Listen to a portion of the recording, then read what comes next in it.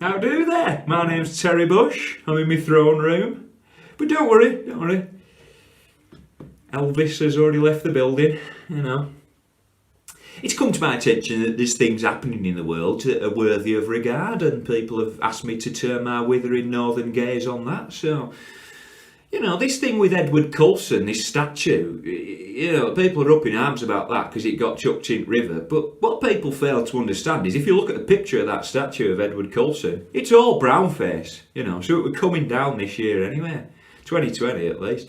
So what the protesters actually did was save the council thousands of pounds worth of labour and municipal administration. So, you know.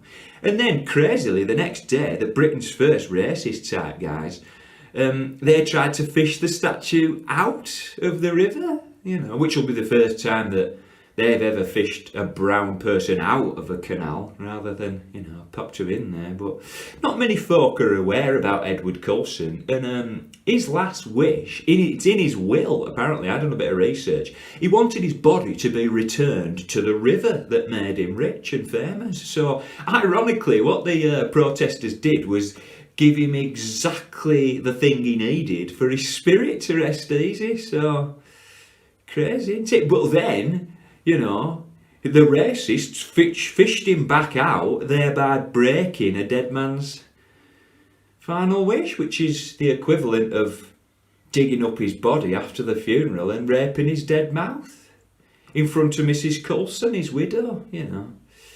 So that statue were coming down anyway. I actually were part of taking down the plaque after the Savile incident, because there were a plaque in Scarborough. Actually, I know who's got that plaque, that's another story. But there were also a statue of him, a wooden one in Scotland, but we didn't get that far because they took that down themselves because, you know, Scotland's got a very kind of different way.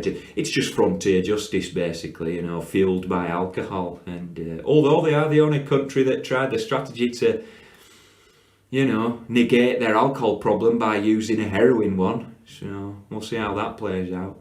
But none of it's new. There's nought new under the sun. You know, they all think they're original with this protesting and statues, but they're not. If you remember Winston Zedmore from Ghostbusters, he literally drove the Statue of Liberty into the Hudson River in New York. And that's a black man, and that's a French statue.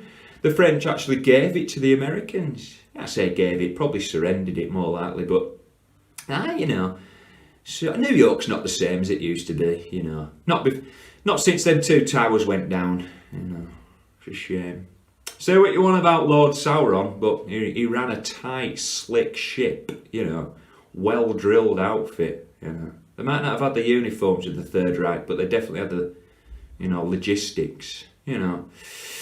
But, you know, the Ghostbusters as an outfit, that was pretty much an equal opportunities outfit, you know. Winston Zedmore, black man, Venkman, probably a Jew, Ray, whatever his name is, Aykroyd, could go either way, probably a Jew. He's white anyway, isn't it? And, you know, a couple of Jews, a couple of standard whites, black guy, a woman, had a woman, didn't they? She was the secretary though, you know, so that's not that progressive. You know, paperwork, yes, but as for busting ghosts, Janine, that were her name, Janine. She had nice spectacles and one of them natty bobs, you know, a haircut like. But, you know, so at this difficult time, let's all remember Winston Zedmore and how he saved New York from